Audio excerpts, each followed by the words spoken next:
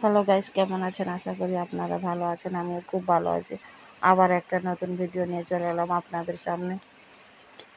আমি সেদিনকে যে দিদির বাড়িতে সব মাংস টাংস সব করেছিলাম, আজকেও সেই দিদির বাড়িতে আছি। তো দিদিদের বাড়িতে একটা ছোট্ট খাট্ট একটা সবজি চাষ করেছে, ওইটাই আমরা যাচ্ছি। আমার দিদির ছোট ছেলে আর আমি করে, আর আমার হাজবেন্ড, আমরা যাচ্ছি সবাই ওই জায়গাটায়। দেখুন, আপনাদেরকে দেখে নিয়ে যাচ্ছি।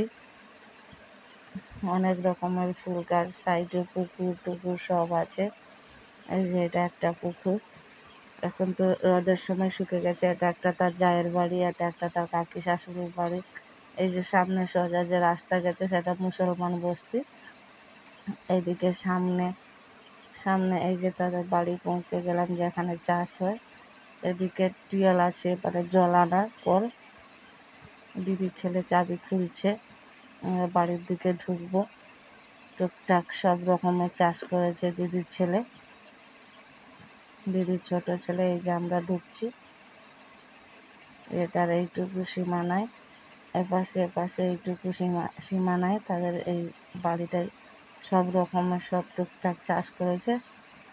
সজনা ডাঁটার গাছ ভীষণ ভীষণ ডাঁটা হয়েছিল এবছর, পুরো ডালা টালা আমরা ভেঙে ফেলেছি, কারণ সজনা ডাঁটা পাড়তে গিয়ে প্রচুর সজনা ডাঁটা হয়েছিল, বলে বোঝাতে পারবো না, না দেখলে।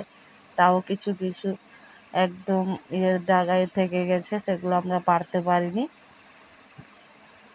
আমি যাচ্ছি, আজকে কই মাছের আর লাউ ডাঁটা দিয়ে জিরা ঝোল হবে, তাই আমি লাউ ডাঁটা আনতে যাচ্ছি। দেখুন আপনারা, সব রকমের গাছ লাগিয়েছে। মাছি ডাঁটা থেকে, কুমড়ো থেকে, লাউ থেকে, বেগুন থেকে, আর ওইটুকু জায়গায় লঙ্কা, বিভিন্ন রকমের লঙ্কা। এই দেখুন, সব লঙ্কা পেকেও গেছে। সব রকমের লঙ্কা গাছ হয়েছে, হলুদ কালারের, আর এমনি তো সবুজ হয়, পেকে গেলে লাল হয়, কিন্তু আরেকটা হলুদ কালারের লঙ্কা আছে, তাকে কি বলে, কি ঘইতামারি লঙ্কা বলে। এই যে আমি লাউ ডাঁটা কাটছি একটা জায়গায়, একটা গাছে বিশাল পুরো লাউ ডাঁটা হয়ে গেছে। কই মাছ দিয়ে জিরা ঝোল হবে বলে নিতে এসছি। আমি দিদির বাড়িতে আছি এখনো, টাইম আছি, যখন আনতে যাচ্ছি আপনাদের সামনেও এইটা করে দেখাই। ছোটোখাটো সবজি চাষের বাগান দেখুন আপনারা সবাই। এদিকে পুঁই গাছ, বিভিন্ন রকম আনারস গাছ, পেঁপে গাছও ছোট ছোট, কত রকমের পেঁপে গাছ হয়েছে। কলা গাছ, কাঁঠাল গাছ, লেবু গাছ, সব রকমের গাছ। ফুলের গাছও, এটা একটা ছোট্ট টবার মতো, মানে পুকুরের মতন।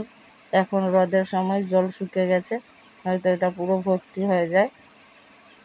আর আমাদের বাড়িটা হচ্ছে, মানে কি বলবো, মাটি, কিন্তু ওদের বালির মতন। ওরা মানে সারা মাসটাই চাষ করে, টুকটাক সব রকমের লাগায়। এই যে লঙ্কাগুলো সব পেকে গেছে, আমি কিছুটা লঙ্কা তুলেছি, আর রোদ প্রচণ্ড, তাই আমি বললাম এখন আর তুলবো না, বিকালবেলায় তুলবো। তারপর আমার হাজবেন্ড এখানে একটা আম গুড়িয়ে পেল দিদিদের গাছে, খুব মিষ্টি বলছে, খুব খুব মিষ্টি, এত মিষ্টি। এই যে আম গাছ এত মিষ্টি, বলে বোঝাতে পারবো না, এত মিষ্টি বলছে।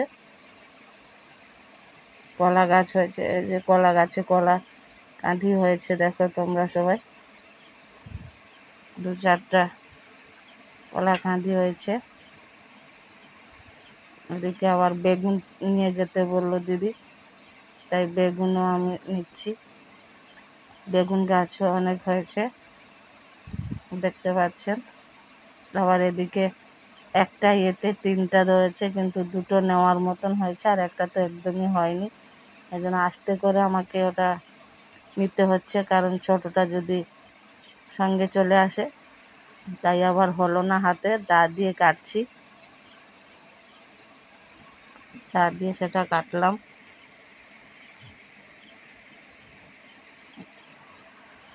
যে পেঁপে গাছ, পেঁপে দু চারটা বড় গাছ আছে, পেঁপে ধরেছে, আর সব ছোট ছোট গাছ। আবার পেঁপে গাছ ছোট ছোট, আবার তার নিচেও গাছ আছে অনেক ছোট ছোট। এদিকে দেখুন এই যে ঘইতামারি লঙ্কা যে বললাম, যে হলুদ কালারের, সেটাও আমি দু চারটা তুলেছি। দেখুন এটা ছোট থেকেই ছোট ছোট। এই দেখো আবার পেঁপে গাছের চাষও করেছে মাটির হাঁড়িতে। যে বেগুন গাছ, কিছু বেগুন হয়েছে, কিছু ফুল এসছে, মারিচ ডাঁটা, সব রকমের ডাঁটা, মারিচ ডাঁটাও হয়েছে। এদিকে আবার ছোট আম গাছগুলো হয়েছে। আর একটা মারিচ ডাঁটাও নেব, মারিচ ডাঁটা নিচ্ছি। আমার